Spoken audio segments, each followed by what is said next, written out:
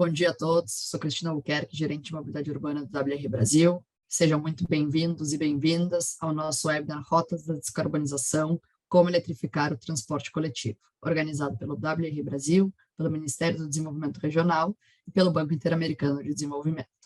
Esse webinar também conta com o apoio da iniciativa TUB. Esse webinar vai ser gravado para ficar disponibilizado posteriormente. A nossa agenda de hoje conta com uma fala inicial do WRI, do BID, do MDR, para dar as boas-vindas a todos vocês. Na sequência, teremos o lançamento do Guia da Eletromobilidade, Orientações para Estruturações de Projetos no Transporte Coletivo por ônibus.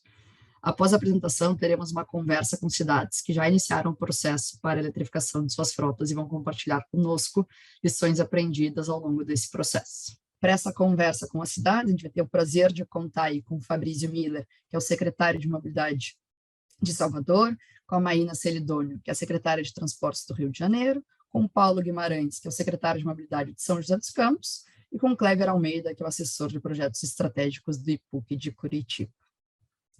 Então, para dar as boas-vindas aí para o nosso evento, eu convido agora para iniciar as falas de abertura, a Ana Beatriz Monteiro, do Banco Interamericano de Desenvolvimento.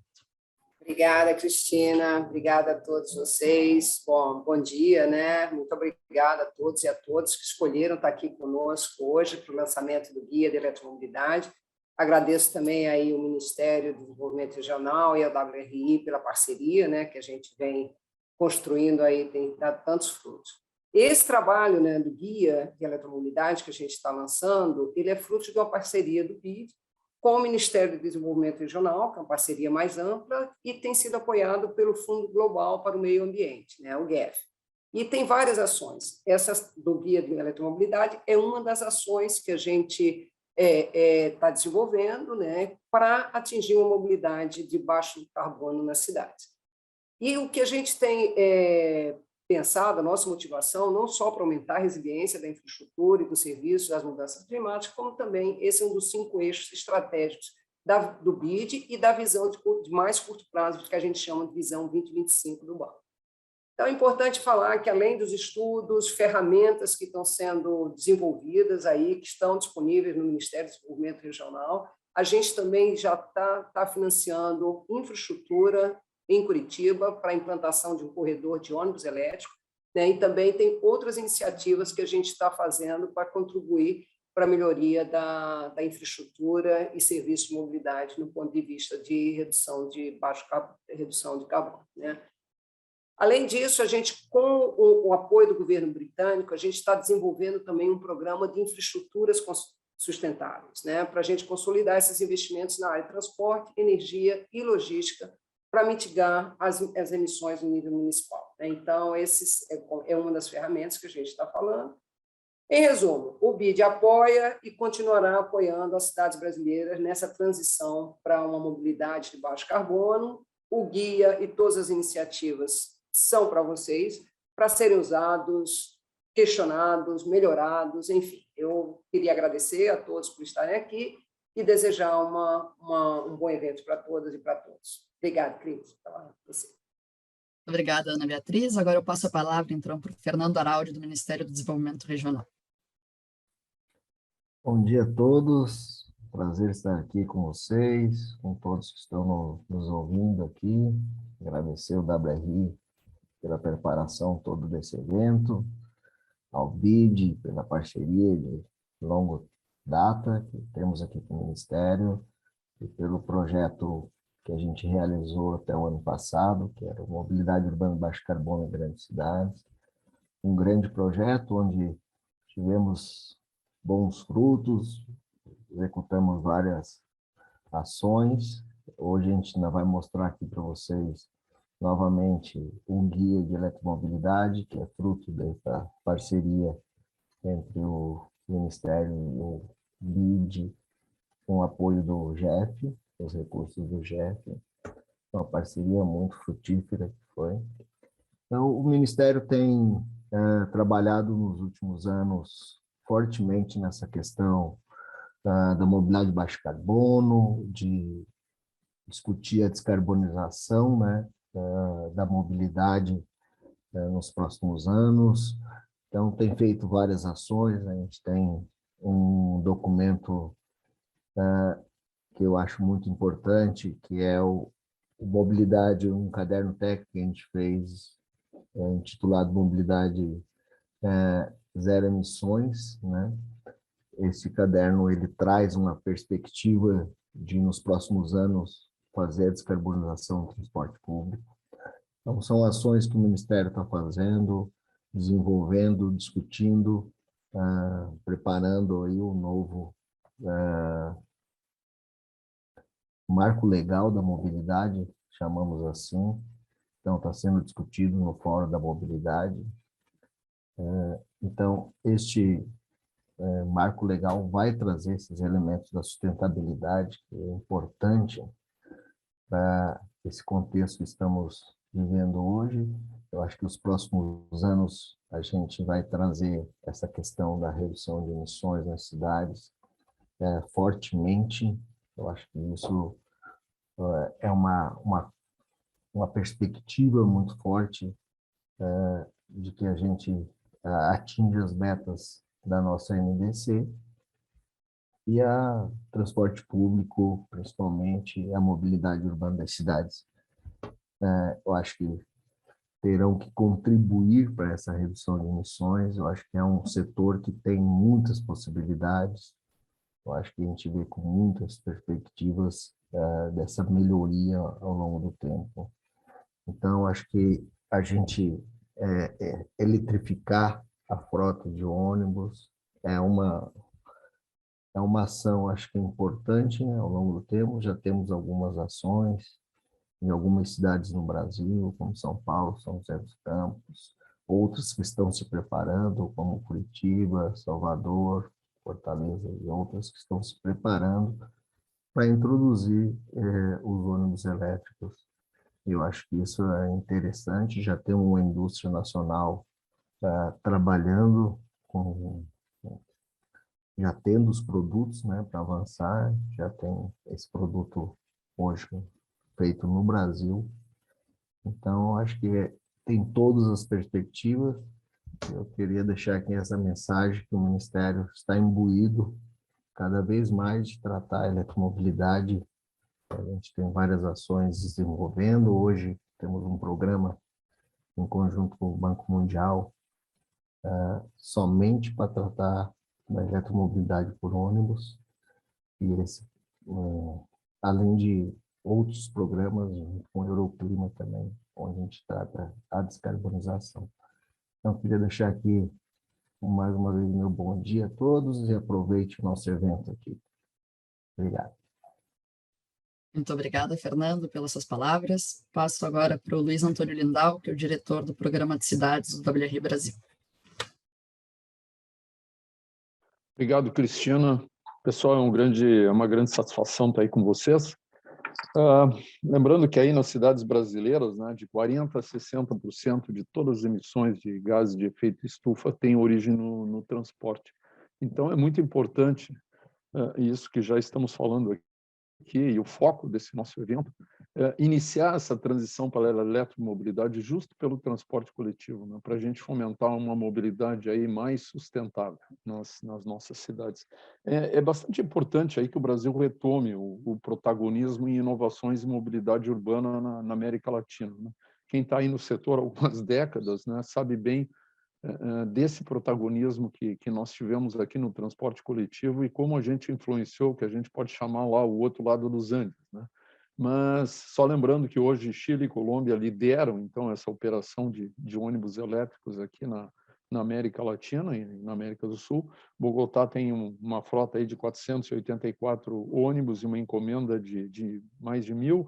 Em breve vai ter aí por volta de 1.500. Santiago tem quase 800 em operação, mais 900 ou quase 1.000 também em uma nova licitação, vai ter por volta de 1.750 ônibus, então isso já dá uma ideia, né, do desafio aí e por onde algumas cidades, né, e eu falei só de duas, e outras tantas na América Latina também já estão avançando, para onde o potencial que existe aí para os ônibus elétricos, né? Mas são inúmeros desafios e oportunidades associadas a essa transição para a mobilidade elétrica, e a gente precisa compreender todos, tá? Por exemplo, nós temos aí o desafio do setor de transporte coletivo de trabalhar com novos atores, né? A gente já viu isso em alguns eventos que a gente fez, a entrada, por exemplo, de distribuidores de energia, né?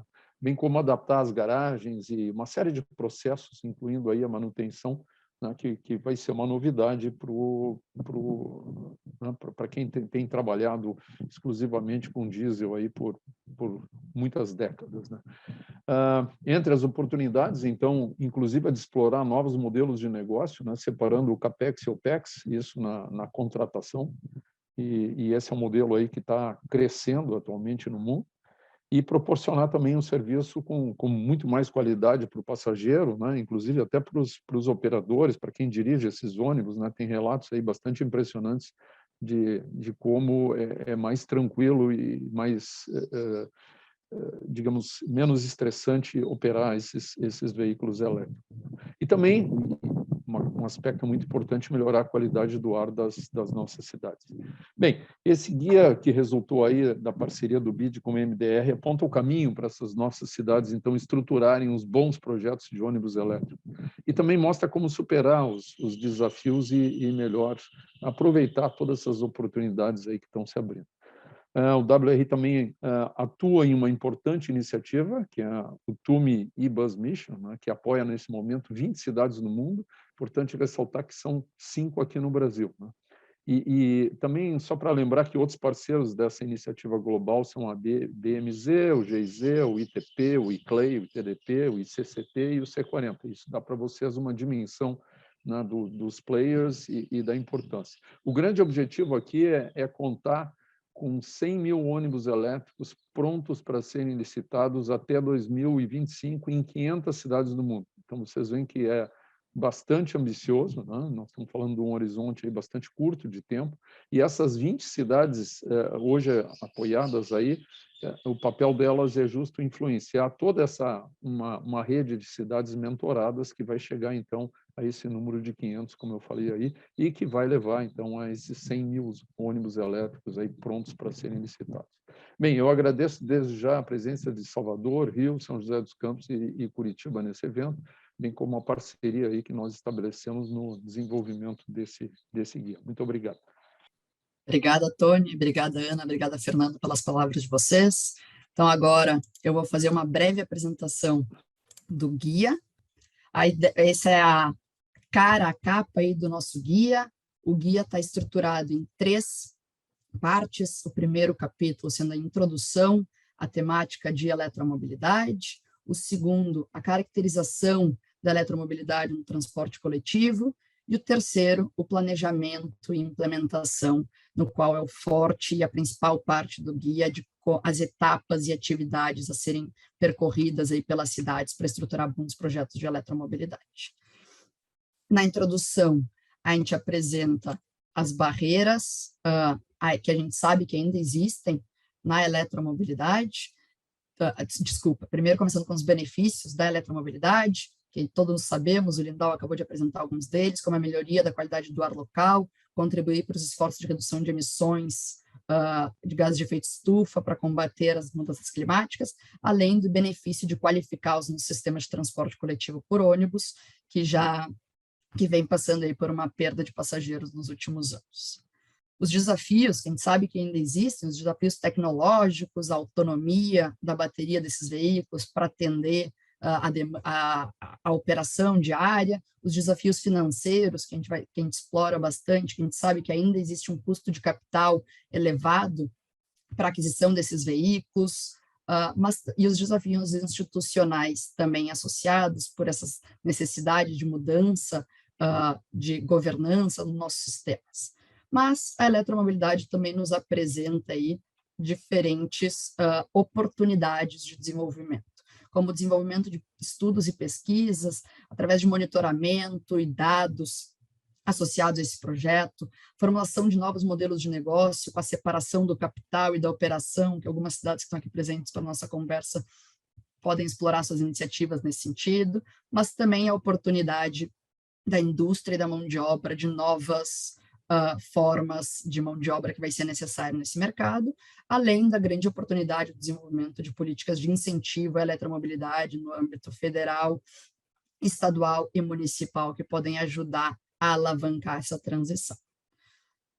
Segunda parte do guia, que é a caracterização da eletromobilidade no transporte coletivo por ônibus. Ela tem o objetivo de caracterizar as principais questões tecnológicas que permeiam a eletromobilidade. Então, a gente tem 4 sessões nessa parte do guia. A primeira delas, trazendo uma apresentação e explicação do que são ônibus de tração elétrica. Então, a gente apresenta nessa parte do guia os trólebus, os ônibus híbridos, trazendo os híbridos em série, em paralelo, o que muda de uma tecnologia para outra, e a partir desse momento a gente mergulha mais aprofundadamente nos ônibus elétricos a bateria, explicando como são os ônibus elétricos a bateria, quais são os componentes dos ônibus elétricos a bateria, e a partir desse momento o guia trata daqui para frente apenas dos ônibus elétricos a bateria.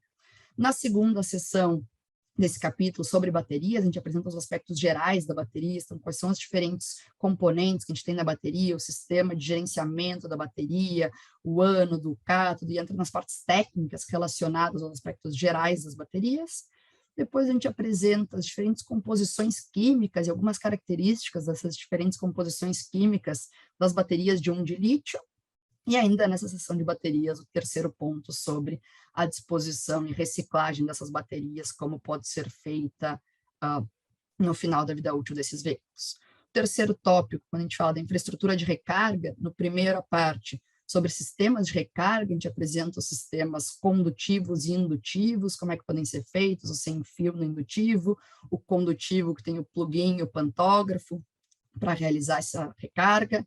Depois, passando para as estratégias de recarga, a gente apresenta as estratégias de recarga na garagem ou não, e como podem ser feitas pelos diferentes tipos de carregadores, carregador de carga rápida ou carga lenta, e depois explora os impactos que essas estratégias de recarga têm na rede de energia da cidade, que depende da quantidade de ônibus e diversos outros fatores, mas a gente já começa a explorar esse ponto. E por último, nessa parte ainda de caracterização da eletromobilidade, a gente entra nos aspectos operacionais que influenciam no desempenho dos ônibus elétricos. Então, a questão de ar-condicionado, de condução dos veículos, para explorar esses pontos. Passando daí para a parte principal do guia, que é a parte do planejamento e implementação do projeto de eletromobilidade, que tem o objetivo de apoiar as cidades a entenderem as etapas e as atividades a serem percorridas, a gente desenvolveu aí, elencou essas atividades, essas 4 principais etapas e as atividades. Então, as 4 principais etapas identificadas e propostas para essa elaboração de projetos de ônibus elétricos começam com uma preparação, depois a definição do escopo, depois a elaboração desse projeto e a execução. A gente tem muitos detalhes ainda dentro do guia para apoiar nessa elaboração de cada uma dessas etapas. Entrando propriamente dito na etapa de preparação, que é uma fase inicial do projeto, então entender a mobilização inicial de qual vai ser o grupo de trabalho que vai trabalhar nesse projeto, quais são os atores que têm que ser mapeados para fazerem parte desse projeto, fazer um diagnóstico inicial da cidade, se já tem alguma política que possa fomentar, incentivar a implantação de eletromobilidade no transporte coletivo, e um estudo de pré-viabilidade, então iniciando aí com o potencial benefício do projeto e tudo mais, e ter a tomada de decisão de como vai ser feito esse projeto de eletromobilidade no contexto da cidade. A segunda etapa, a gente passa daí pela etapa de definição do escopo, no qual a gente propõe a criação aí de uma visão de onde a cidade quer chegar e para quando, e quais são os objetivos e metas associadas para a cidade alcançar essa visão que ela tem para implantar ônibus elétricos. Importante mencionar que aqui eu estou trazendo o resumo do guia, mas dentro do guia a gente tem algumas metodologias e ferramentas para apoiar as cidades a passarem por cada uma dessas etapas e atividades. Depois, a gente entra aí na terceira parte, na terceira etapa, desculpa, do projeto, que é a parte mais maior do projeto, que seria a elaboração desse projeto de fato para ter bons projetos de eletromobilidade.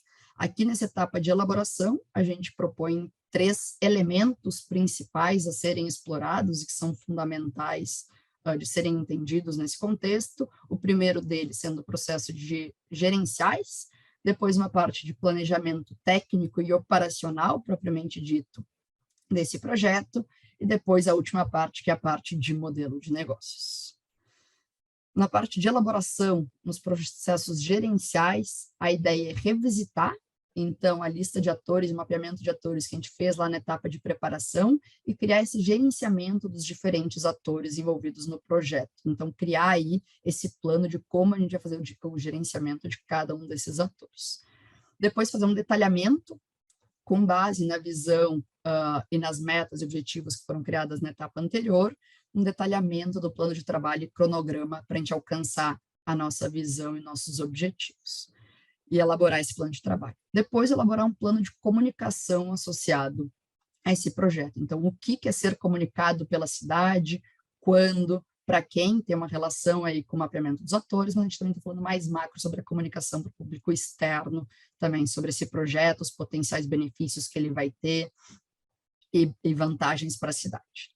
E a última parte nesse elemento de processo gerencial é parte de mapeamento de riscos. Então, ter muito claro quais são os principais riscos que a gente tem nesse projeto e fazer a classificação desses riscos e também o gerenciamento desses riscos. Então, entender quais são os riscos que a gente vai aceitar para o projeto, quais são os riscos que a gente vai criar um plano de ação para mitigar que esse risco aconteça e tudo mais. Então, é importante só, já falei uma vez, mas que a gente tem algumas ferramentas para apoiar em cada um desses elementos ao longo do guia. Ainda na etapa de elaboração, a outra atividade, eu tinha mostrado que são 3, a parte de planejamento técnico e operacional. A gente tem 6 principais elementos a serem considerados, então a definição aí de quais vão ser os veículos que a cidade vai ter, quais vão ser a capacidade de baterias, para permitir um planejamento operacional detalhado, então, que horário do dia esses veículos vão operar, quais vão ser as faixas de intervalo que eles vão estar parados para carregamento, para atender as necessidades de cada uma das linhas, e isso é relacionado também à parte da definição da infraestrutura de recarga. Então, quantos carregadores eu vou ter, como vai ser feito, com qual potência desses carregadores e tudo mais. Estabelecer também um plano de monitoramento para o projeto, então, quando eles começarem a operar, como ele vai ser monitorado, quais são os dados que vão ser importantes para ali na frente retroalimentar e trazer mais informações para a tomada de decisão, criar aí o plano de treinamento das equipes para quando esses ônibus chegarem, e depois a parte dos protocolos de teste. Então, criar aí um procedimento de recebimento desses veículos para quando eles forem chegar para operar na cidade, o que precisa ser verificado, o que vai ser testado em questão à autonomia que foi proposta pelos fabricantes, o que a cidade vai testar nesses protocolos de teste de recebimento desses veículos no contexto local. Depois, a terceira parte aí da etapa de elaboração, que é fundamental, é a parte dos modelos de negócio, que a gente tem 5 principais elementos que a gente elencou, a parte de definição do modelo de contratação e aquisição, então vai ser uma compra direta pela prefeitura, vai ser um modelo de leasing, vai ser leasing completo, não vai ser leasing completo, e alguns insumos para a tomada dessa decisão. Entendendo essa questão de quantos veículos que já foi definido na etapa anterior, qual vai ser o modelo de contratação, entender os custos gerais que esse sistema vai ter e revisitar as análises que foram feitas na etapa de preparação do estudo de pré-viabilidade, entender, de fato, daí quais são os custos desse sistema e traz algumas ferramentas para apoiar nisso também. Depois a gente entra na parte de fontes de recurso, então aqui é a parte dos quais fontes de recurso esse projeto tem, então a gente sabe da receita tarifária, todos os sistemas têm, mas quais vão ser as outras fontes que a gente vai ter dentro desse nosso projeto para apoiar a viabilização dele e entender os impactos aí que tem nos custos com essas diferentes fontes de recursos. Depois apresenta aí as questões dos produtos financeiros, então linhas de financiamento, explora um pouco a parte de fundos climáticos e como vão ser feitas essa parte de financiamento realmente do projeto de eletromobilidade. E, por último, a parte fundamental para isso tudo ficar em pé e ter um projeto de sucesso, como vai ser feita essa parte de contratos e licitações e as amarrações necessárias entre esses diferentes atores que vão estar operando e como pode ser feita essa questão. Depois a gente entra aí na última etapa proposta dentro do guia, que é a etapa de execução. Essa etapa abrange 3 principais elementos, que é, de fato, após esse recebimento dos veículos, iniciar a operação deles, seguindo todos os planos que foram elaborados na etapa anterior, então colocando em prática os protocolos de teste, colocando em prática os planos de comunicação, gerenciamento dos atores, planos de risco, e também a gente propõe aí que tenham no horizonte as lições aprendidas e sucessos desse processo para serem incorporadas numa fase posterior de expansão desse projeto para mais áreas da cidade ou outras questões. Então, essa é a estrutura do guia, está disponível no chat, vocês devem ter recebido já aí o link, mas quem quiser fazer o download para ver todos os detalhes do guia, aqui tem o QR Code na tela, sintam-se à vontade, espero que ajude aí as cidades brasileiras a estruturarem bons projetos de eletromobilidade com base nas etapas e atividades que a gente propõe. E o guia também traz, como eu comentei, estudos de caso, mas traz ferramentas para passar por cada uma dessas etapas, e também tenta ser um guia prático para as cidades brasileiras. Antes de fechar minha apresentação e passar aí para a nossa conversa, gostaria só de mencionar e agradecer a equipe do WRI, que trabalhou mais tecnicamente diretamente na elaboração desse guia nominalmente, que foram a Virgínia, o Eduardo e o Matheus, que ajudaram, além de todo o resto da equipe, que também nos ajudou na elaboração desse guia. Então, muito obrigada. Agora, então, fechando exatamente o tempo e a ideia de fazer uma apresentação mais resumida do trabalho. No guia vocês têm muitos mais detalhes. Eu gostaria de convidar, então, agora para a nossa conversa, Fabrício Miller, que é secretário de Mobilidade Urbana de Salvador. Fabrício é formado em Economia, foi superintendente de Trânsito de Salvador de 2013 a 2020, período em que Salvador foi a primeira capital brasileira a atingir a meta de redução de mortes do trânsito da ONU e alcançou o menor índice de mortes por 100 mil habitantes. Chamo também aí o Paulo Guimarães, que é o secretário de Mobilidade de São José dos Campos, e o Paulo também é presidente do Fórum Nacional de Secretários de Mobilidade Urbana. O Paulo é pós-graduado em Engenharia de Custos, especialista em Gestão e Normatização de Trânsito, e tem MBA em Mobilidade Urbana. E o Paulo atua há mais de 2 décadas no setor público em projetos relacionados à mobilidade urbana e segurança no trânsito. Chamar também a Maína Celidônio, que é a secretária de Transportes do Rio de Janeiro, economista com especialidade na área de mobilidade urbana, professora do INSPER, já foi diretora de desenvolvimento econômico do Instituto Pereira Paz. Também o Clever Almeida, que é assessor de projetos estratégicos do Instituto de Pesquisa e Planejamento Urbano de Curitiba, órgão do qual já foi presidente também. Clever é engenheiro civil, especialista em planejamento, gestão de transporte, meio ambiente e gerenciamento de projetos. E o Clever já coordenou também importantes projetos do transporte coletivo na capital paranaense, mas também já teve atuação aí no governo estadual e federal. Também queria trazer de volta aí para a nossa conversa o Fernando e a Ana Beatriz, para a gente dar início aí no nosso bate-papo com todos vocês. Bom, gente, um segundo. Bom, para a gente dar início para a nossa conversa, o Clever ainda não sei se não está aí, mas a gente pode ir começando com os nossos demais painelistas. Está aí, chegou. Gostaria de começar, então, convite para vocês, são cidades que já iniciaram esse processo aí de eletromobilidade, algumas já fazendo aquisição dos veículos, como São José, outros no processo de licitação, outros no processo de estruturação de projetos, mas já definindo as metas. Gostaria de pedir para, nessa primeira intervenção de vocês, trazerem um pouco quais são as perspectivas que cada uma das cidades de vocês tem para a inserção de eletromobilidade no sistema de transporte coletivo. Sei que a gente pode se alongar aqui, então eu queria pedir para vocês não passarem nessa fala inicial de 5 minutos para a gente ter bastante tempo para conversar entre a gente. Vamos começar, então, pelo Fabrício. Bom dia a todos, Cristina, bom dia a todos os colegas aqui do painelistas. Prazer falar com vocês. Dizer primeiro exaltar aí essa iniciativa da WRI, junto com o BID, junto com a MDR, na execução desse guia, um guia que certamente vai auxiliar e muito as cidades nesse momento de transição. A gente, em Salvador, a gente tem tido muito apoio de diversas organizações, a WRI, o BID, o governo britânico apoiando várias iniciativas. Enfim, a própria missão Itume, Salvador é uma das cidades brasileiras que compõem essa missão. É extremamente importante e tem enriquecido bastante aqui esse nosso trabalho de migrar, de fazer essa transição. Salvador começou todo esse processo em 2013, na antiga gestão do prefeito Assemineto. De fato, não havia em Salvador uma gestão ambiental, era praticamente inexistente. Então, Salvador teve que se preparar do ponto de vista estrutural para atender as necessidades básicas da cidade e, em paralelo, começou também a desenhar políticas que pudessem aí auxiliar nesse lado ambiental que vem sendo uma das bandeiras, inclusive. Com isso, nós desenhamos, em 2020, o prefeito entregou um plano de ação climática.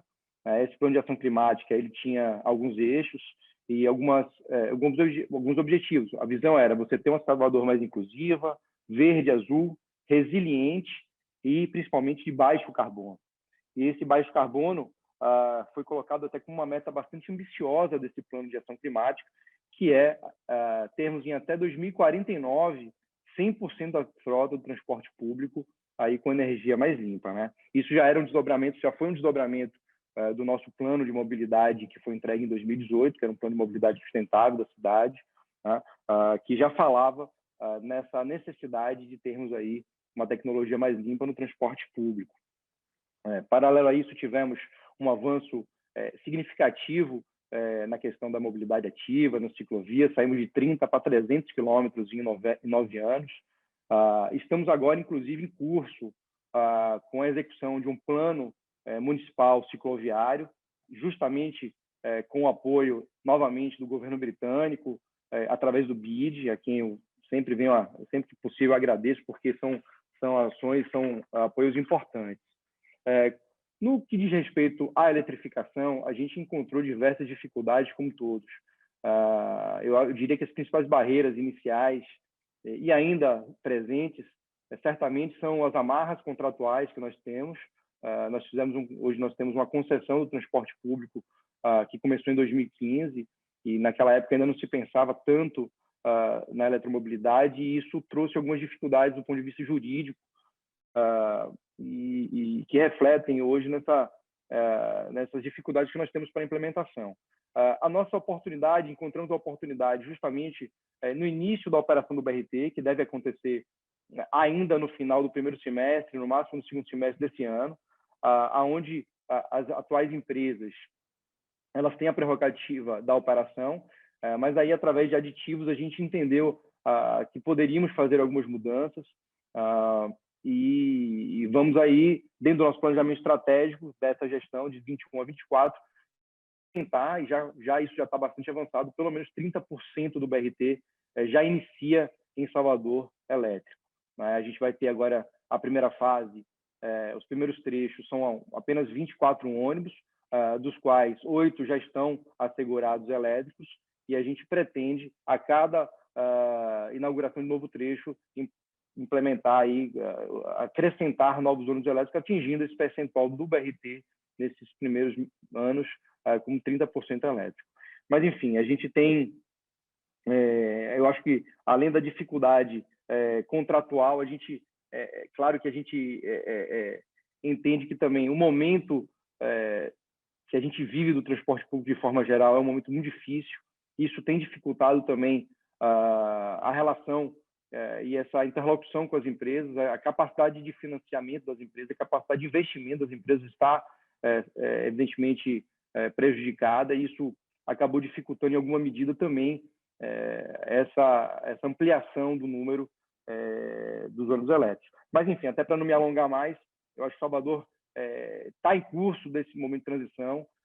Diria que, sem o apoio técnico dessas diversas desses diversos órgãos, dessas diversas organizações que vêm nos apoiando desde o início, eu acho que seria muito mais difícil a gente chegar aonde nós estamos hoje. Então, por isso, queria aqui novamente deixar meus agradecimentos à WRI, ao Banco Mundial, ao governo britânico, GIZ, todos esses têm sido grandes parceiros, e espero que esse manual ajude a outras cidades também a avançarem. Muito obrigada, Fabrício. Também esperamos que ele ajude outras cidades. Gostaria, então, agora de pedir para a Maína apresentar um pouquinho o que o Rio tem feito aí nessa pauta de eletromobilidade no transporte coletivo.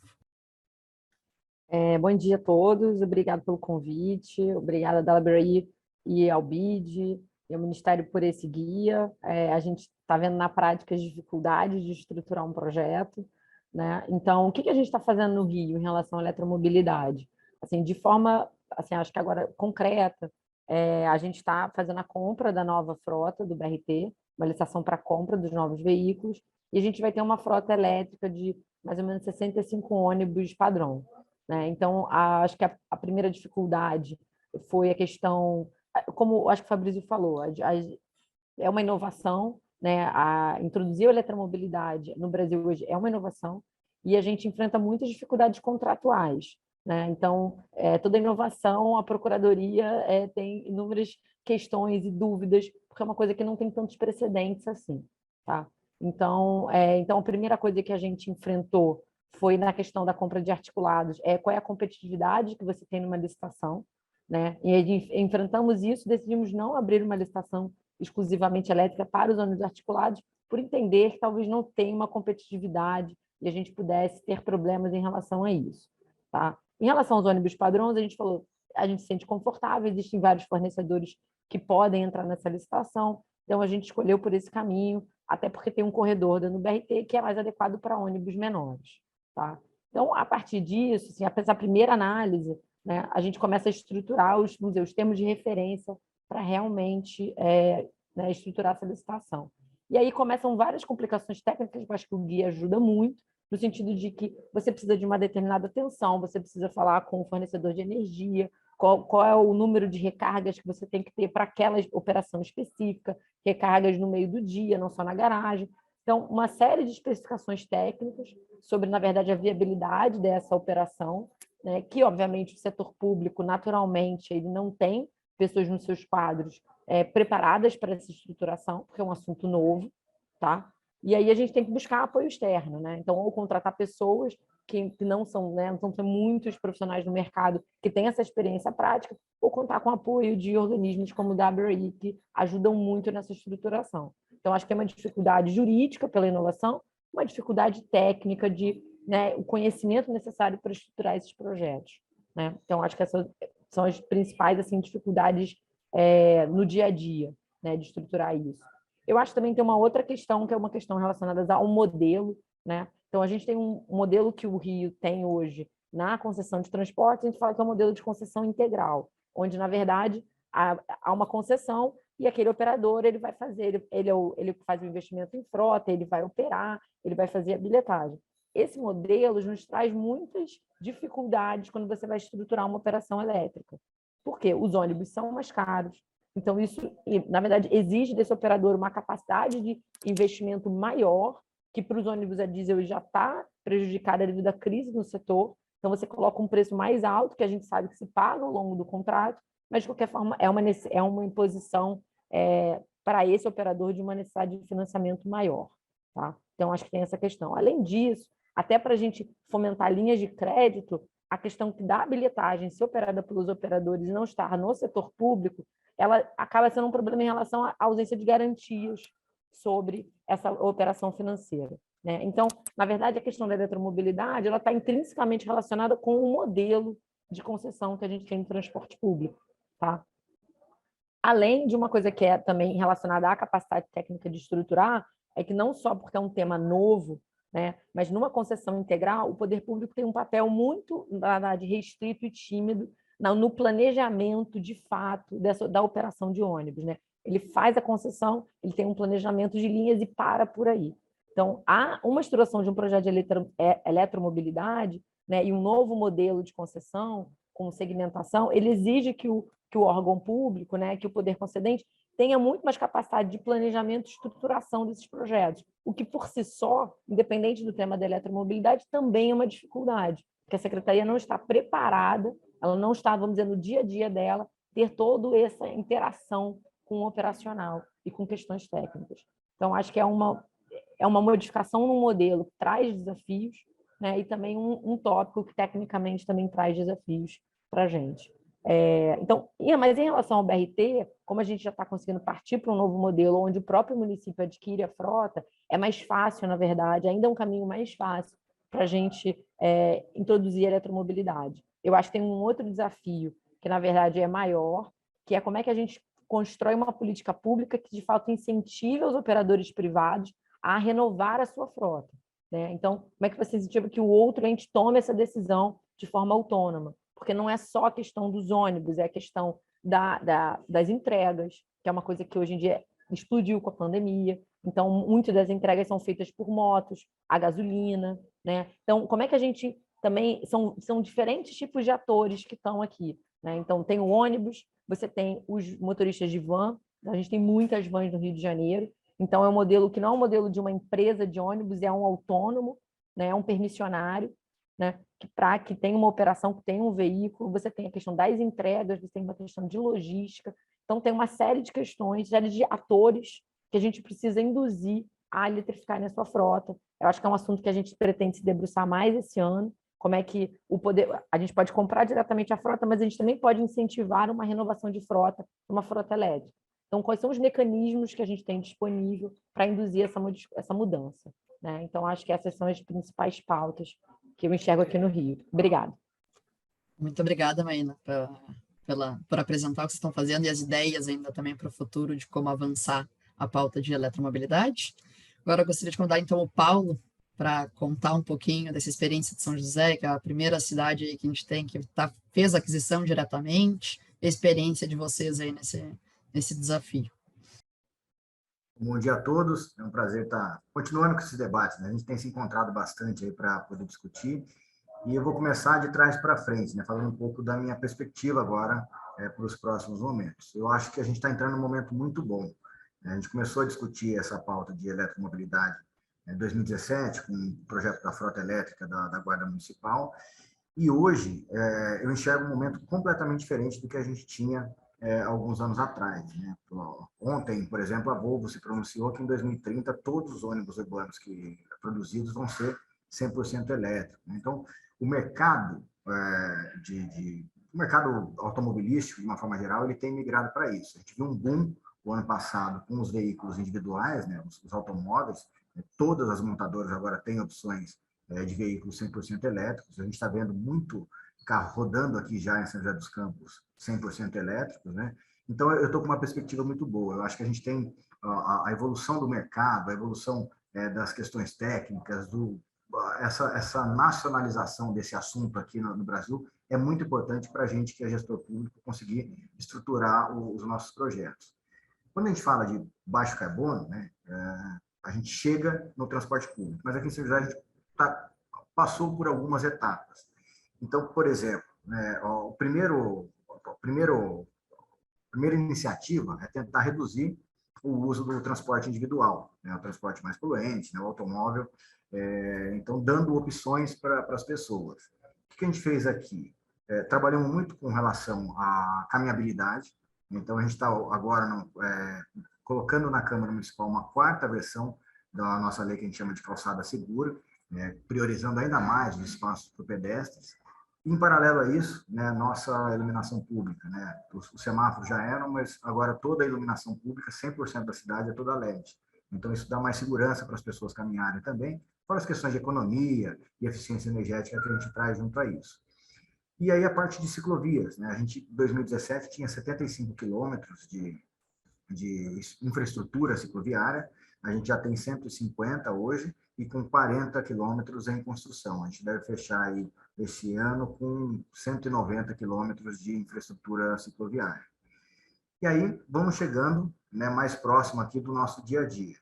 A gente fez aquela iniciativa, hoje eu tenho a frota da Guarda Civil Municipal 100% elétrica, e aqui a gente tem um convênio com a Polícia Militar Isso é uma característica, talvez, do estado de São Paulo, né? Existe uma coisa chamada atividade delegada, onde a prefeitura contrata policiais militares, né, no seu horário de folga, o estado fornece policial uniformizado e equipado para prestar serviços que são direcionados pela prefeitura, e dentro da atividade delegada, a gente já assumiu o compromisso de entregar as viaturas para a Polícia Militar, e agora a gente está fazendo isso agora, entregando viaturas elétricas para a Polícia Militar. Então, vai ser também o primeiro projeto de frota de segurança pública estadual, certo? Que está dentro aqui só de São José, mas 100% elétrico.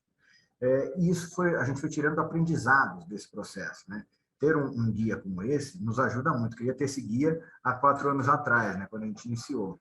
Então, tem muita coisa que a gente está aprendendo ao longo do caminho. Acho que o espírito empreendedor, o gestor público, né, em ações inovadoras, iniciativas inovadoras como essa, ele tem um peso muito forte.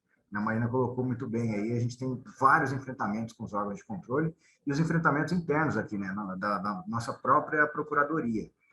Porque não tem referência, não tem ninguém que fez, né? Diz, me dá uma decisão do Tribunal de Contas de algum contrato que foi avaliado com relação à aquisição da frota pública de transporte, né? Não tem, né? Então, a gente precisa desbravar.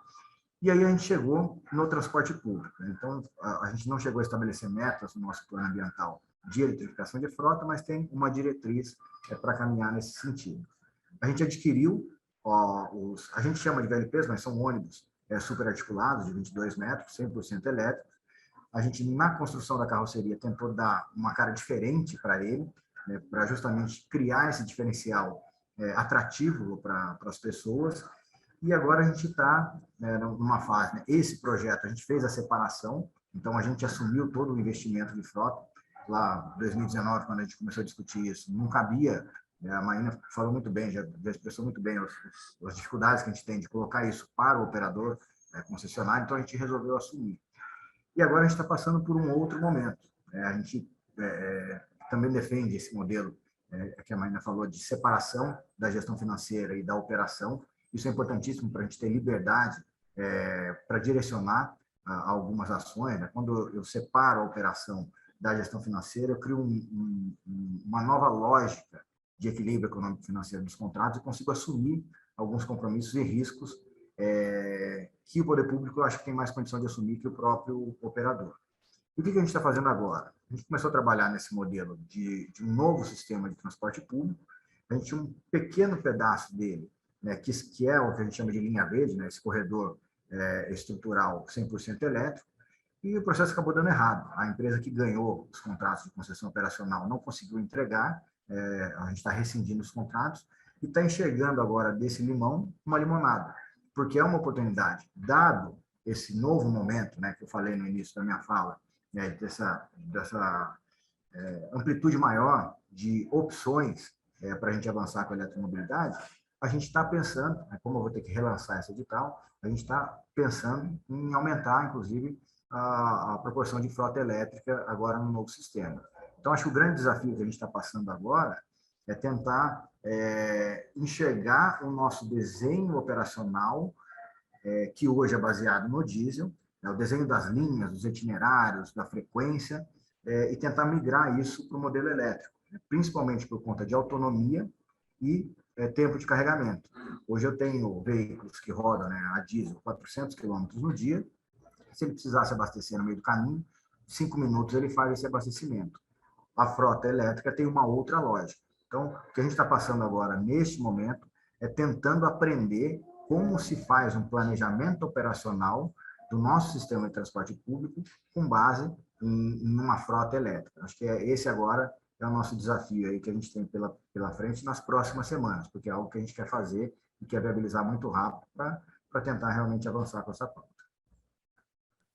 Obrigada, Paulo, por trazer essa experiência aí de vocês e os desafios futuros também que vocês estão passando agora para essa eletrificação. Então, Clever, gostaria de passar para você a oportunidade para contar um pouco dos projetos de Curitiba nessa pauta de eletromobilidade também. Por favor, pessoal, mandem perguntas, a gente já está recebendo algumas, mas fiquem à vontade, a gente está consolidando as perguntas parecidas e em breve a gente vai seguir com as perguntas que estão vindo também do público. Obrigada, Clever, por favor. Bom, primeiramente, bom dia a todos. Eu gostaria de agradecer ao MDR, ao BID, ao WRI, que são parceiros da cidade de Curitiba de muito tempo, né? Não só na eletromobilidade, mas em diversos outros projetos, e parabenizar a todos também sobre produzir esse guia, né? Que é sempre muito importante para os municípios a gente ter estudos, bibliografia que nos ajudem a realizar os projetos, né? A enfrentar os desafios que a gente tem nas cidades. Bom, em termos de Curitiba, qual é a nossa realidade atual? Nós temos elaborado, assim como Salvador, né, o Plano de Mitigação e Adaptação a Mudanças Climáticas, que estabelece também, né, aqui até 2050 a gente tenha toda a frota do sistema de transporte público, que hoje são cerca de 1.500 ônibus, serem de baixa emissão, né, ou zero emissão. Então, é um desafio bastante grande. Até 2030, nós temos que estar com 33% dessa frota já com veículos de baixa emissão.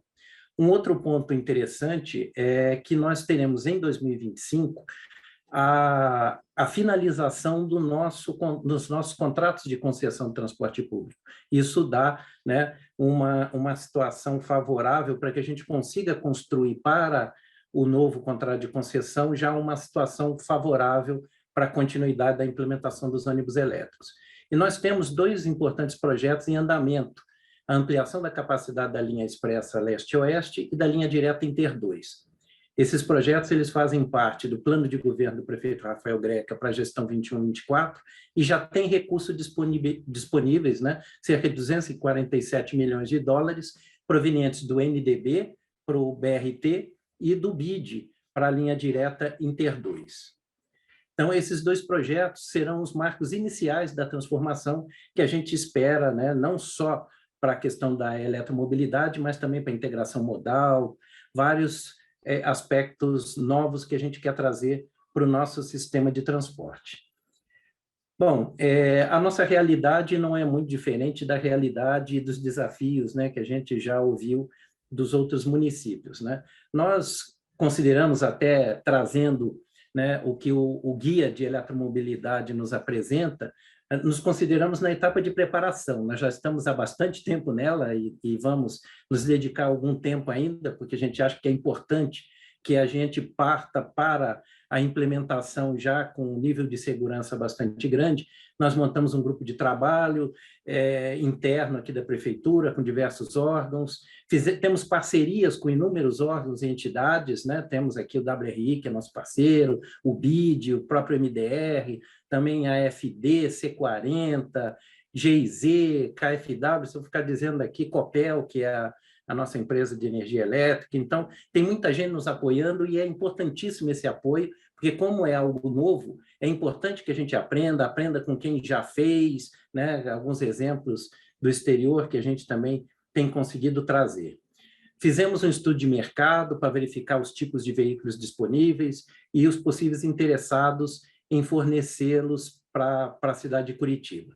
E a gente está finalizando, até pouco antes aqui desse debate, fizemos uma reunião a respeito do termo de referência para a contratação de um estudo de pré-viabilidade que nós devemos realizar aí até o meio do ano.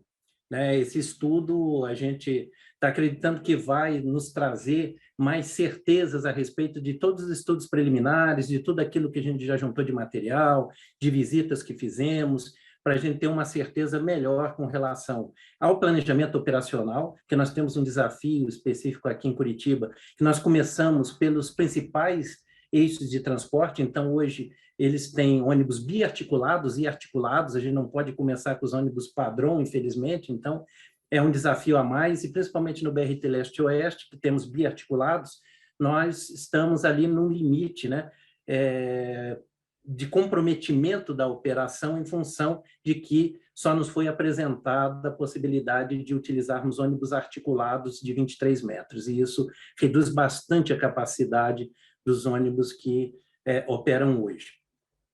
Também temos, como já foi falado aí, né, por outros, questões diversas, né, com relação aos desafios, né, que eu acho que é realmente uma coisa importantíssima. A primeira é a falta de veículos de maior capacidade para fazer, principalmente, o BRT Leste-Oeste. Nós queremos, inclusive, iniciar agora a estruturação do chamamento público para empresas interessadas na disponibilização de ônibus elétricos articulados, para a gente realizar alguns testes, primeiramente na linha Inter 2, que já está bem caracterizado que esses ônibus são adequados, né? Então, no segundo semestre desse ano, a gente já quer fazer esses testes para a gente verificar se há alguma situação diferente, né? Principalmente naquilo que o Paulo também comentou, tem a questão do carregamento, assim como São José, a gente tem várias linhas com ônibus que operam mais de 400 quilômetros no dia, então a questão de autonomia das baterias, que carregamento faremos, onde faremos esses carregamentos, também estão na pauta aí das discussões e que a gente precisa, com esses estudos que a gente está fazendo e pretendendo fazer brevemente, vai nos trazer luz para que a gente tenha uma condição mais favorável de definir qual é a melhor alternativa para a gente. Uma outra situação também é a dificuldade da participação dos atuais concessionários, já que esses contratos vencem em 2025, para essa primeira etapa, que é a aquisição de cerca de 150 ônibus articulados, difícil a participação deles, né? Porque a gente não teria como diluir esse investimento num contrato que se encerra em 2025. Como já foi falado também, a dificuldade na alteração dos atuais contratos, apesar de pegar o finalzinho ali, 1 ou 2 anos apenas, mas a gente tem que fazer os ajustes necessários e como os atuais contratos não prevêem diretamente esse tipo de ajuste, a gente também tem que analisar a melhor forma de introduzir os ônibus elétricos dentro da situação de contrato existentes, né? Uma outra situação, poucos fornecedores de ônibus elétricos no mercado brasileiro, né? Nesse estudo de mercado, a gente viu que até mundo afora temos mais, mas nem todo mundo tem o interesse, nesse momento, de trazer os veículos para cá, e quando tem o interesse, normalmente são ônibus padrão, né? Tem poucos fornecedores de ônibus articulados, e biarticulado nem se fala, né? Já ninguém se ofereceu em trazê-los para cá. E temos outras situações que eu acho que também são comuns em relação a todo mundo que está querendo implantar eletromobilidade nos sistemas de transporte, que é o valor elevado do preço dos veículos, né? Principalmente com o nível do dólar atual, os veículos ficaram ainda mais caros. E como que você traz esse veículo? A gente sabe que ao longo da vida útil você minimiza um pouco o impacto desses altos investimentos iniciais, mas mesmo assim a gente tem que fazer um investimento inicial relativamente alto, tanto para a aquisição dos veículos como para a implementação da infraestrutura necessária. Outra questão, outro desafio é a falta de experiência dos concessionários, né? Está bem claro ali no guia, necessidade de treinamento, né? Porque a substituição da matriz energética não é simplesmente agora tem ônibus diesel e vou ter ônibus elétrico. Você tem uma série de circunstâncias que são trazidas por essa substituição, né? E a gente viu numa visita técnica que fizemos a São Paulo que o modo de dirigir do motorista influencia muito no desempenho, na condição até da autonomia das baterias. Então, esse aspecto também é importante, a necessidade desse treinamento. Uma outra dificuldade que o Rio de Janeiro também citou é a questão da rede de energia elétrica, né? Nem sempre a gente tem a rede disponível nos locais de interesse para o fornecimento dessa energia, e você tem também um custo relativamente alto na adaptação dessas redes, além do custo da energia para a operação dos veículos também, né, ao longo do tempo.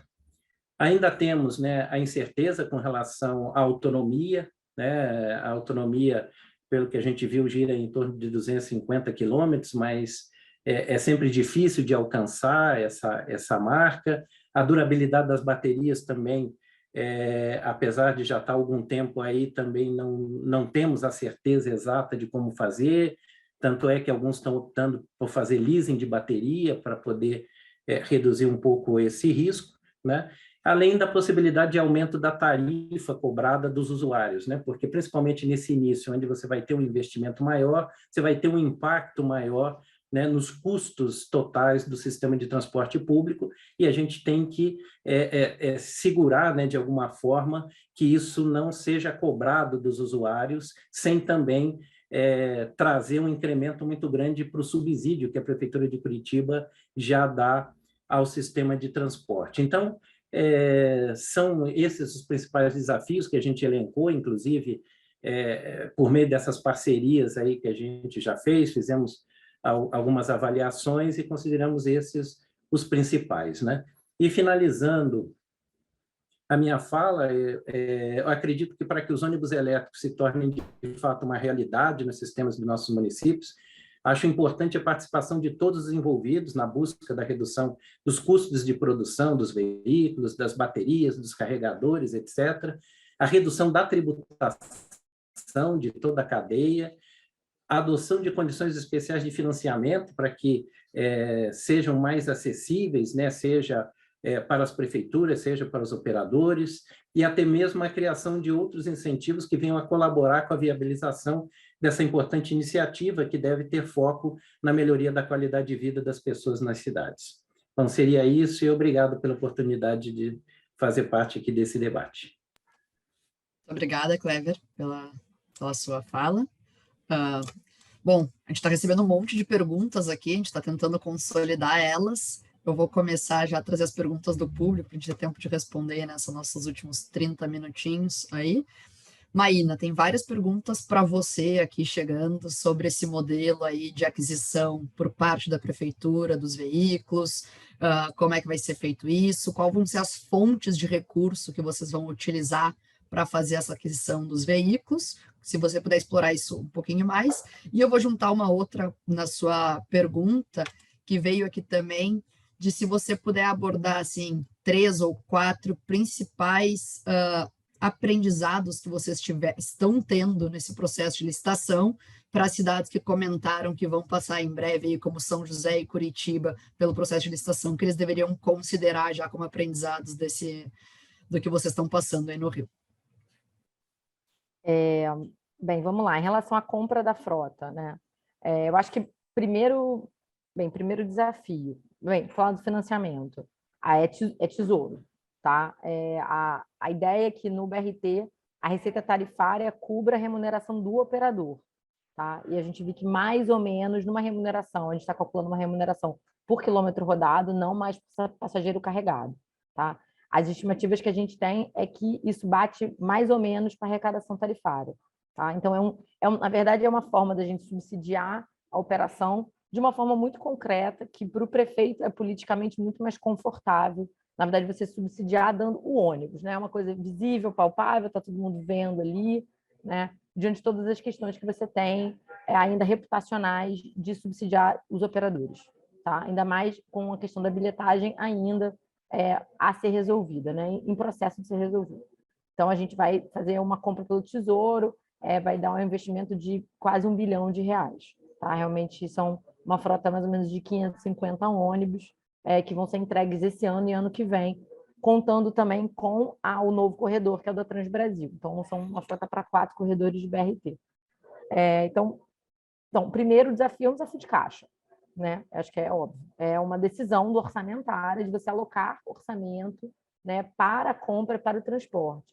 Então, é uma modificação na composição orçamentária que tem que ser pactuada não só com o prefeito, mas com a população, né? Você tem que ter um apoio popular de que isso é um investimento, de fato, relevante e que vai empurrar a redução de outros itens no orçamento, tá? Então, acho que isso é uma discussão. Isso eu acho que hoje em dia é uma dificuldade superada, porque eu acho que o transporte público vive uma crise, a população reclama muito, ela pede esse investimento. Então, acho que esse não é um dos maiores problemas que a gente tem, tá? Em relação à frota, primeiro, a gente pensou em fazer um contrato de aluguel, tá? Que para os veículos elétricos é um modelo de negócio que as empresas já sabem operar.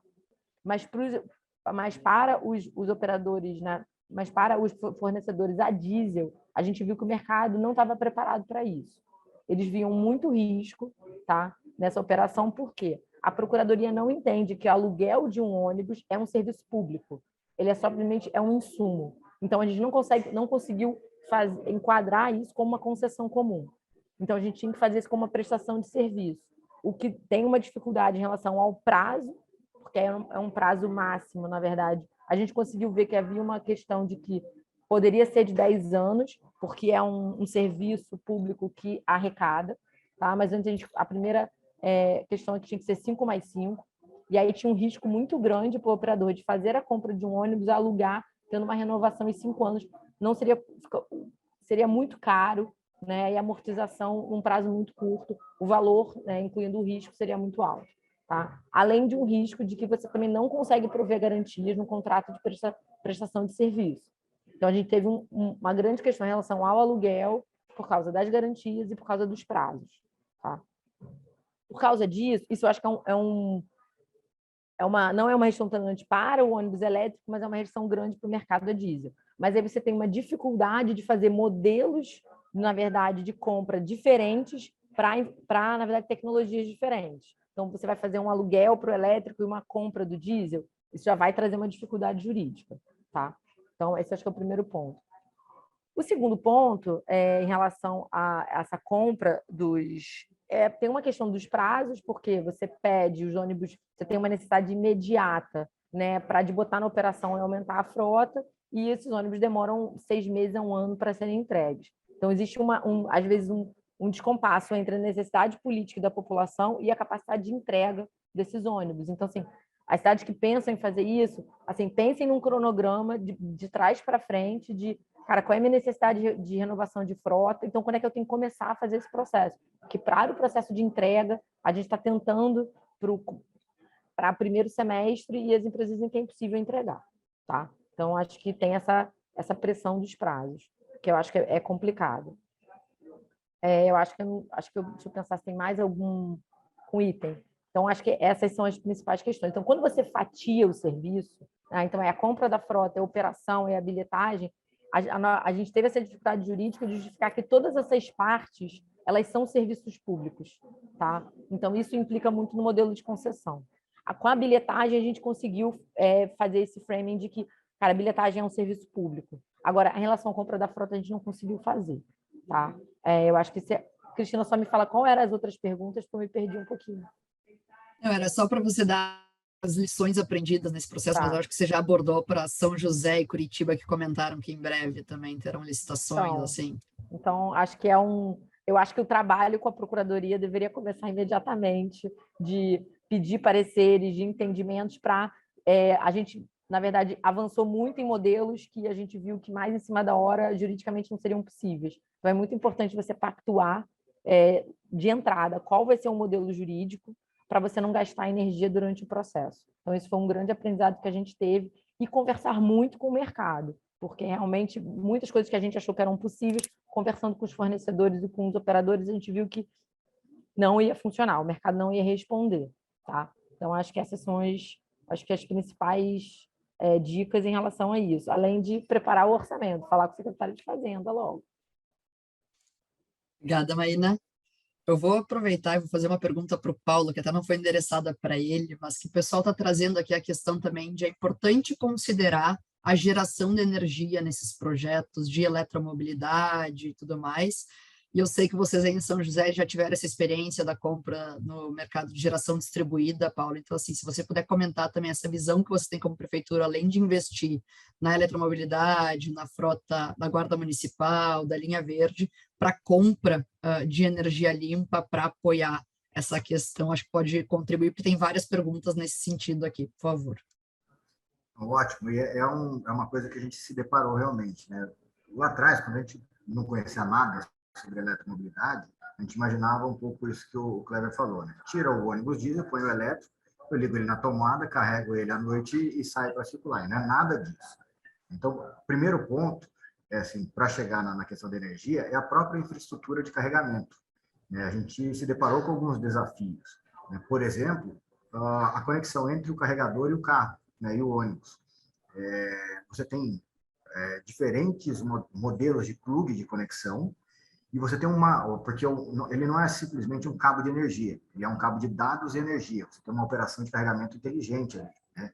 E o carregador precisa comunicar com o ônibus. E se eles são de fabricantes diferentes, você tem um protocolo de comunicação que precisa ser estabelecido. E isso foi um desafio aqui para a gente, porque a gente comprou os veículos e a gente comprou a infraestrutura de carregamento. Então, eu tenho o ônibus, eu tenho os carregadores, tem essa questão da conexão e tem a questão da conexão do carregador com a rede de energia. né, que foi um outro desafio. Dependendo do grau e da demanda de energia contratada, você tem prazos de aprovação diferentes, né, se for média ou alta tensão, na concessionária de energia.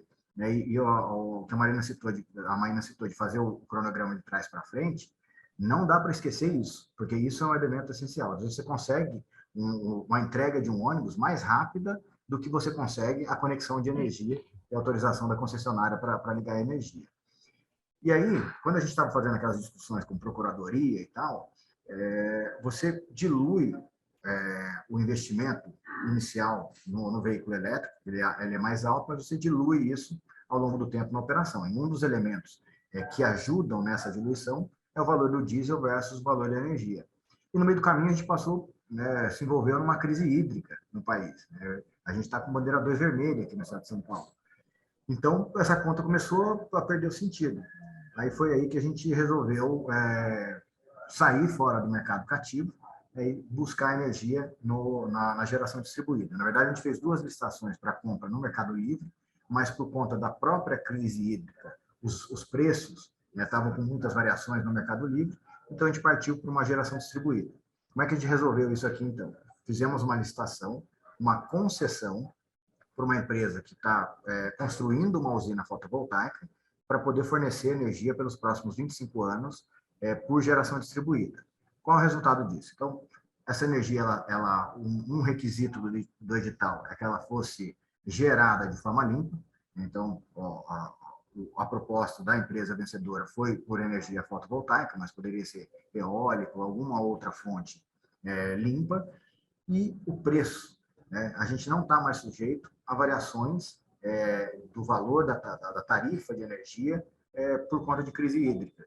Para vocês terem uma ideia, eu acho que, se não me engano, a gente estava pagando 91 centavos kWh no mercado cativo, e agora na estação, devo errar por pouco aí, mas cerca de 48 centavos. E a correção disso ao longo do tempo é por índice inflacionário. Então, isso me dá um controle no OPEX, no custo operacional ao longo do tempo, muito maior do que se estivesse comprando no mercado cativo. Então, essa é a solução que a gente está conseguindo dar aqui para São José, nesse sentido, fazendo essa aquisição de energia por geração distribuída. E os modelos de locação de veículo elétrico, de ônibus elétricos, muitos deles vêm acompanhados da infraestrutura de recarga e do próprio fornecimento de energia, aí sim pelo Mercado Livre. Então, eu imagino, quando se parte por uma opção de locação, contemplar todos esses itens, né, a infraestrutura de carregamento e o próprio fornecimento de energia, é importante para a gente ter uma previsibilidade orçamentária, porque isso afeta bastante ao longo do tempo. Então, é o aprendizado que a gente teve aí, né, nesses últimos meses. Obrigada, Paulo.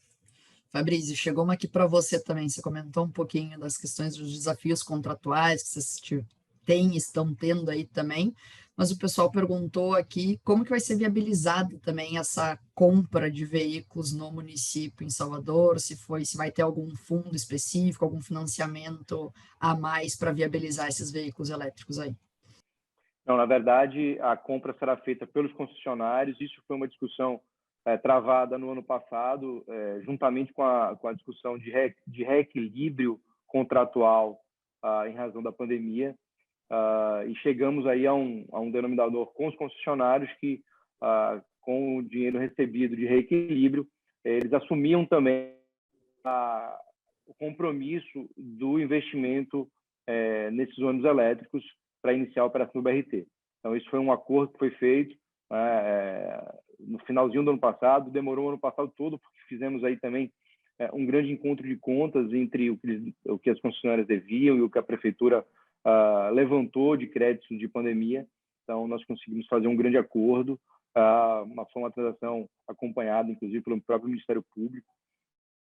No caso de Salvador, no caso do estado da Bahia, o Ministério Público é bastante atuante nessa área e tem ajudado bastante, porque conhece muito do sistema, já acompanha há muito tempo. Então, ele foi até um garantidor aqui para nós. Então, foi, na verdade, uma contrapartida, foi um acordo entre prefeitura e concessionários que, ao receber o recurso, eles fariam o investimento também nos ônibus elétricos. Obrigada, Fabrício. Clever, para você chegou aqui uma pergunta perguntando como é que vocês definiram também essa questão da tecnologia que vai ser utilizada. Você mencionou um pouco as metas aí de mais longo prazo, mas não mencionou especificamente o elétrico. Então, se você puder contar um pouquinho também desse processo de definição do Plano Clima, que a gente conhece de Curitiba, para o pessoal, acho que vai ajudar a entender como é que vocês chegaram nessas metas aí. Bom, o transporte, como o Tony comentou até no início, né, é um dos principais responsáveis, né, pela emissão de poluentes nas cidades, e a mobilidade urbana acabou que tem, né, um papel fundamental nessa redução de emissões e que o plano do clima acaba trazendo. Então, a gente aqui, numa conversa breve, é difícil de explanar tudo, mas além da questão da frota elétrica, né, que a gente pretende ter até 2050 100% dos ônibus elétricos, nós temos outros desafios para chegar nos resultados que o Plano do Clima estabelece. Primeiro, trazer muita gente que hoje está andando de carro para o sistema de transporte público, né? E, inclusive, também mudar a matriz dos veículos particulares, né? Porque mesmo trazendo bastante gente para o sistema de transporte público, e a gente precisa praticamente dobrar o número de usuários, a gente já teve mais de 40%, em torno de 45%, né, dos deslocamentos feitos por ônibus em Curitiba, e hoje está mais ou menos na metade disso, cerca de 21%, 22%, e, ao mesmo tempo, dobrou a participação dos veículos particulares, que estava em torno de 20% e agora está em torno de 40%. Então, nós temos que trazer de volta a realidade que tínhamos algumas décadas atrás em Curitiba, mas também com a utilização de veículos elétricos particulares, né? Porque senão você não consegue chegar nos resultados que a gente pretende em termos da redução da emissão de poluente. Um outro aspecto também importante que tem no plano do clima e também tem no nosso plano de mobilidade é a mobilidade ativa. A gente está investindo bastante na questão da rede cicloviária, né? Ou seja, nós temos em torno de 250 quilômetros de ciclovia, pretendemos que até o final dessa gestão tenhamos perto de 500 quilômetros de ciclovias na cidade.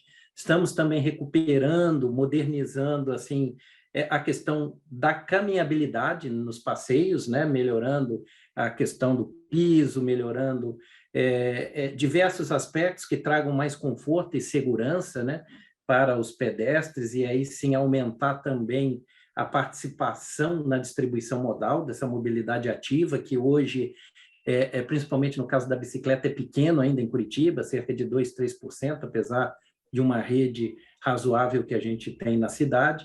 Então, são várias as iniciativas complementares, além da questão da frota, né? Com relação à meta mais imediata, a gente está começando pelos projetos que já estavam, né, na prateleira, digamos assim, já vinham sendo negociados financiamentos para melhoria da estrutura de alguns eixos, né, como o caso do leste-oeste e da linha Inter 2, a linha direta. Então, nós vamos modernizar os terminais, nós vamos, no caso do Inter 2, trazer novas estações, né, com uma sustentabilidade maior. Queremos que essas estações tenham autonomia de energia, né, com placas fotovoltaicas e outros elementos que a gente deve testar até num protótipo que o BID está nos apoiando para implementar um piloto agora no primeiro semestre, ou seja, para trazer também algumas inovações nesse sentido, e essas estações multimodais, ou seja, chegando ciclovias ali, tendo paraciclos, bicicletários, tendo espaços para embarque e desembarque também, e fazer integração até com veículos particulares. Então, os projetos, eles são bem mais amplos do que a eletromobilidade, mas estamos começando com essa frota de 150 ônibus nessas duas linhas em função desse recurso que eu comentei, né, já estão disponíveis para melhoria da infraestrutura dessas linhas, implantação de ultrapassagem na canaleta, implantação da linha expressa direta no BRT Leste-Oeste, ou seja, são vários outros aspectos que estão dentro disso, né? E aí, todo o estudo para a gente identificar o melhor modelo de negócio para implementar esses 150 ônibus, mas a gente também está com a visão do que será o novo contrato, já que ele está aí às portas, né? em 2025, chega rapidinho, e a gente já precisa estar integrado. Esse modelo que a gente vai utilizar na aquisição desses primeiros 150 ônibus para comprar os outros 1.350 ônibus que a gente precisa comprar para renovar a frota inteira e termos 100% da frota elétrica. Obrigada, Clever. Acho que a nossa conversa está muito boa, mas infelizmente a gente já está indo para a nossa reta final aí do nosso evento, temos mais 9 minutinhos. Temos ainda muitas perguntas que infelizmente a gente não vai conseguir cobrir todas elas. Eu gostaria de a gente começar aí uma rodada final de, então, principais mensagens que vocês gostariam de passar para o pessoal que está nos ouvindo no dia de hoje. A gente, só relembrando aí, tem várias perguntas que não foram endereçadas, mas que foram sendo enviados links de materiais que podem ajudar na questão de fabricantes no mercado brasileiro. A gente compartilhou ali um link que é do final do ano passado, trazendo alguns fabricantes que já demonstraram interesse de vir para o mercado brasileiro, entre outros, mas infelizmente a gente não vai conseguir passar por todos esses pontos. Eu gostaria de passar aí para a nossa rodada final de contribuições. Vamos começar então pelo Fabrício.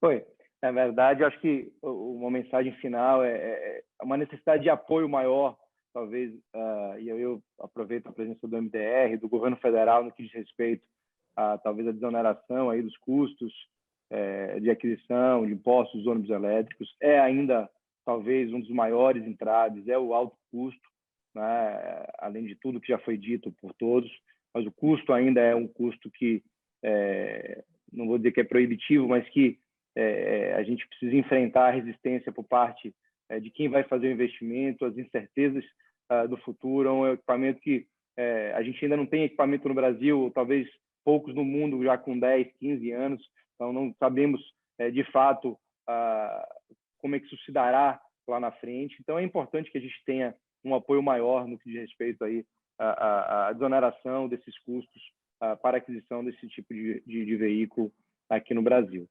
Eu acho que, do mais, com tudo que vem sendo feito, com todos os apoios que vêm sendo dados, principalmente vindos de fora, né, com organizações internacionais, isso tem sido extremamente importante para que a gente possa iniciar esse processo de transição. Então, a gente viu aí os exemplos que foram ditos no início da Colômbia, né, do Chile, né, que são exemplos a serem seguidos, e a gente precisa, de fato, de um apoio nesse sentido.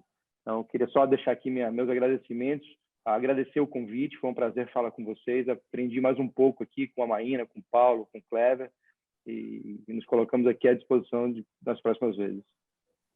Muito obrigado, Fabrício. Paulo, passo para você. Eu também agradecer, conclamar que todos continuemos aí brigando por essa pauta. Eu acho que a gente está tendo um caminho, uma abertura de caminho muito boa. Sempre lembrar aí que o foco final é o bem-estar do cidadão, então a gente se preocupa muito com essa questão climática, né? Alguém falou aqui no chat, nas perguntas aqui sobre o design dos veículos, né? Então ter essa preocupação, superar os desafios, né? Hoje a gente tem aqui algumas linhas que, por exemplo, operam em estrada de terra, né? Isso é uma grande interrogação ainda para os ônibus elétricos, né? Ainda mais o período de chuva que a gente está tendo aqui em São Paulo, é uma dúvida grande, mas os desafios estão aí para serem enfrentados. Eu acredito muito nessa pauta e acredito muito que cada vez mais a gente está tendo mais apoio, mais ajuda, então a gente tem condição de avançar bem rápido, e acho que, até por a gente estar vivendo um ano eleitoral, acho que isso tem que começar, a gente que está na gestão pública e faz políticas públicas, começar a intensificar os nossos discursos com relação a isso, porque a gente tem tanto o governo federal quanto os governos estaduais, o ICMS interfere muito também nessas aquisições,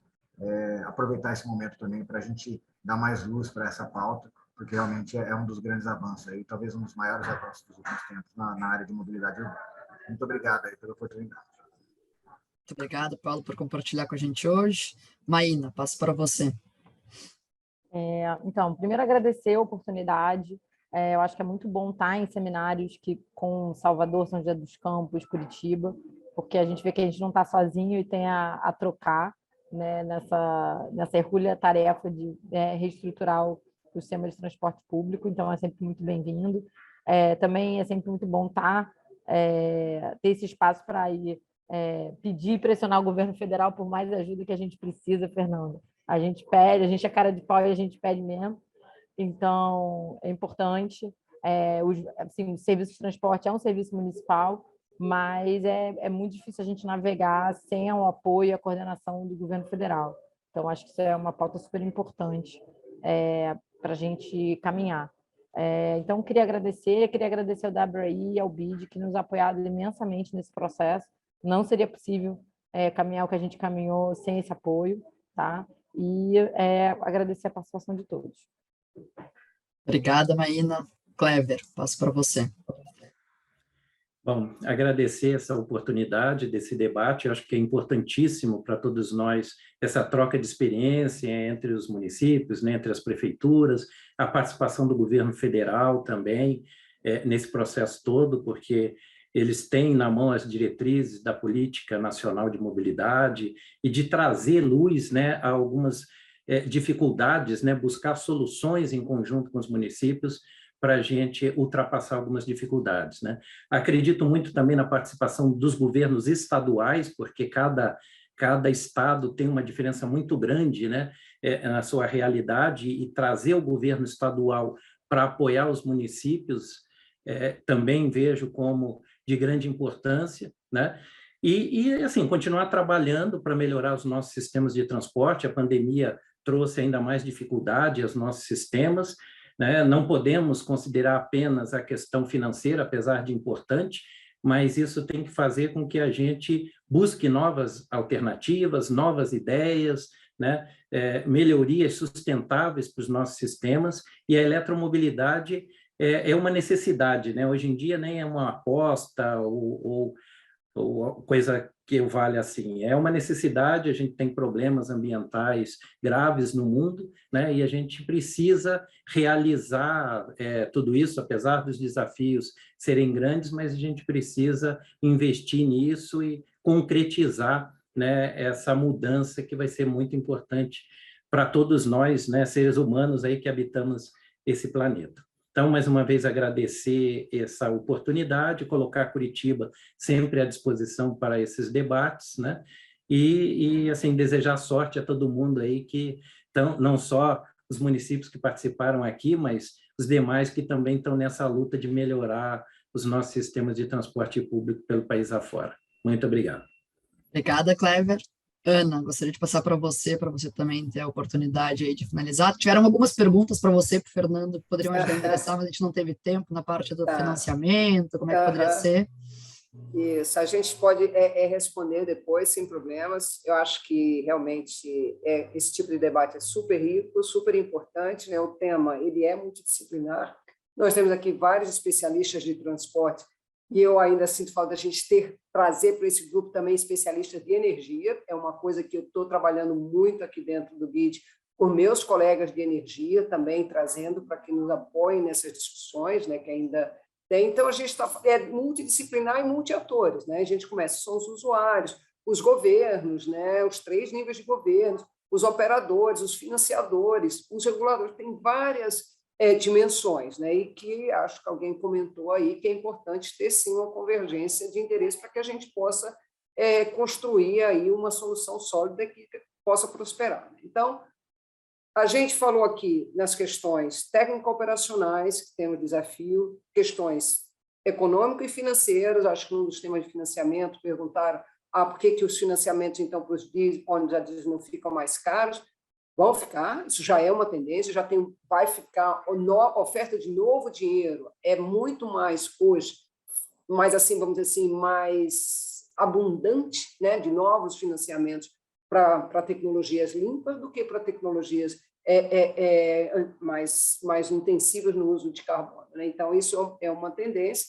A gente tem, sim, a gente discutiu hoje, pensar nos modelos de negócio, né, como vai ser a parceria, se separa, a operação, do financeiro, tudo são modelos que a gente precisa estar acompanhando, evoluindo neles. As questões regulatórias também, que sempre são pertinentes, como a gente está falando hoje aqui, precisa de incentivo para reduzir preço e tudo, isso você precisa atrelar de alguma forma com algum aparato regulatório. Então, eu fico à disposição, acho que a gente realmente tem que dar muita atenção e colocar energia nesse tema para a gente seguir avançando, né? Agradeço aí demais a todos pelas contribuições, aí o Fabrício, o Paulo, a Maína, o Clever, então, assim, já estão na prática desse desafio, né? E a todos que também participaram aqui junto com a gente, aí vocês do WRI também moderando isso, e o Araldi, do MDR, também um grande parceiro. Obrigada, pessoal. Tchau, tchau. Obrigada, Ana. Fernando, você foi provocado aí pelas cidades também nas perguntas, vieram várias perguntas para você, dos incentivos aí do governo federal. A gente não tem mais muito tempo, mas de passar para as palavras de encerramento aí também. Vou ser rapidinho aqui, Cristina, mas é muito bom estar num evento desse, onde a gente percebe que as pessoas estão envolvidas, que as pessoas têm suas preocupações, e também de ver ações excepcionais, como as dos municípios que estão aqui. A gente também tem outros municípios que também estão trabalhando na eletromobilidade, mas é muito bom ouvir aqui dos municípios que estão trabalhando, que estão nessa parte. O Ministério também da mesma forma, a gente tem várias ações dentro do Ministério. O tema de eletromobilidade é importante dentro hoje do MDR, na Secretaria de Mobilidade e Desenvolvimento Regional Urbano. É um ponto principal de discussão hoje lá. Então, essa importância que a gente tem de ter, a gente tem projetos de cooperação voltados ao ônibus elétrico, em conjunto com o Banco Mundial. E a gente criou esse conhecimento. Hoje aqui a gente está mostrando aqui para vocês esse guia, que é um guia que foi pensado pelo Ministério, em conjunto com o BID, foi elaborado pelo WRI, em conjunto conosco. Então, essa preparação da eletromobilidade, como foi falado aqui, acho que foi a Maína que falou, que é inovação, né? Esse aqui é um processo de inovação. Inovação tem as suas dificuldades, mas a gente espera transpor todas. A gente está trabalhando no novo marco legal da mobilidade. O que é um marco legal? Ele é uma evolução da regulação e da legislação que hoje existe no Brasil.